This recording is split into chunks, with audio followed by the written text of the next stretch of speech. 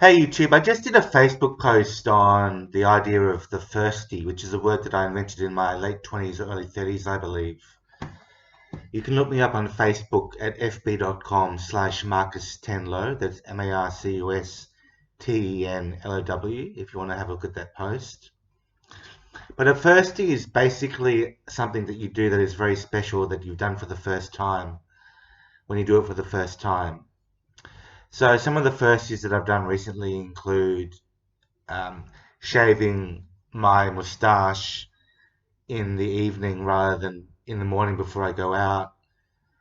And another firstie that I've had is being assaulted by a civilian, other than, like a police officer or someone at school.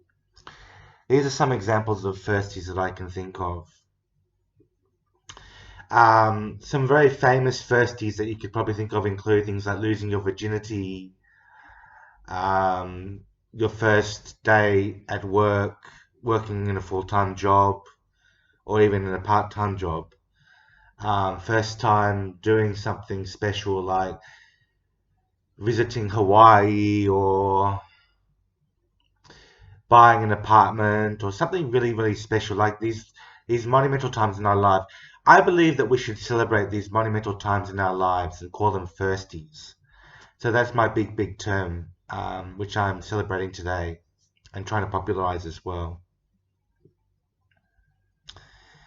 Most firsties are good things, like the things that I mentioned, but there can be bad things as well, like the assault that I mentioned. The first time that you realize you're diagnosed with cancer can be a firstie,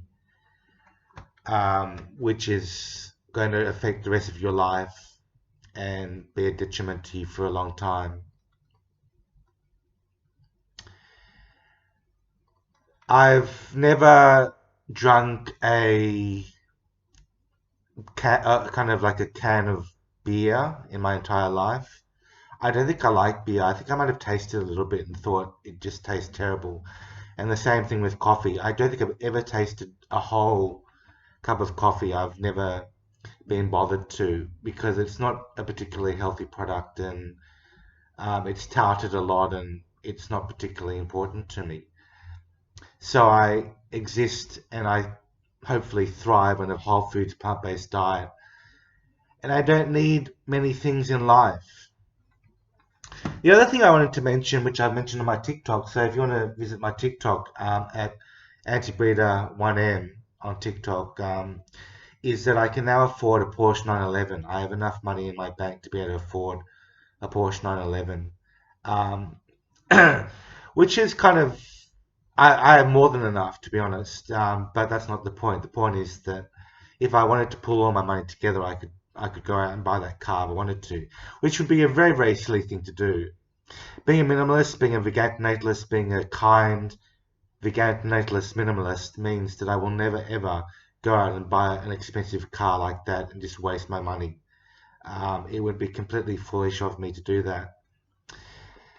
So, yeah, that's my life. And what I'm going to spend my money on, I'm not sure, but I guess accommodation and the cost of rental these days is quite high, so I'd probably save my money up for doing that, and obviously for things like traveling around Australia, possibly getting a really cheap car with a rooftop tent on top, so that I can sleep in the rooftop tent. That's an idea that I had as well, which would only cost me under 20 grand, maybe much less than that, maybe even 15 grand.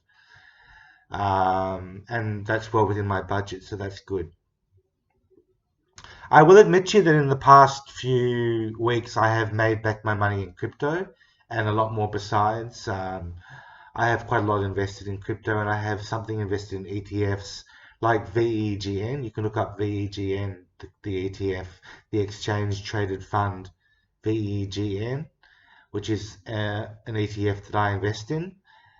I also have shares in Qantas and APT and Westpac and other things like that. So pretty interesting stuff for people who are money savvy. if you're not money savvy, I very much encourage you to get on board and save your money for something really, really important in the future, whether this be for your retirement, your old age, or something that means a lot to you. But please, not a family, because I'm, as everyone knows now, I'm an antinatalist, and I do not encourage people to pull their money together just to be able to make children, and the expense that children have on, and the burden that they make on individuals and couples is exorbitant, and I would never encourage anyone to have children, or even a companion animal in this day and age. It's completely unreasonable, and I hope that you will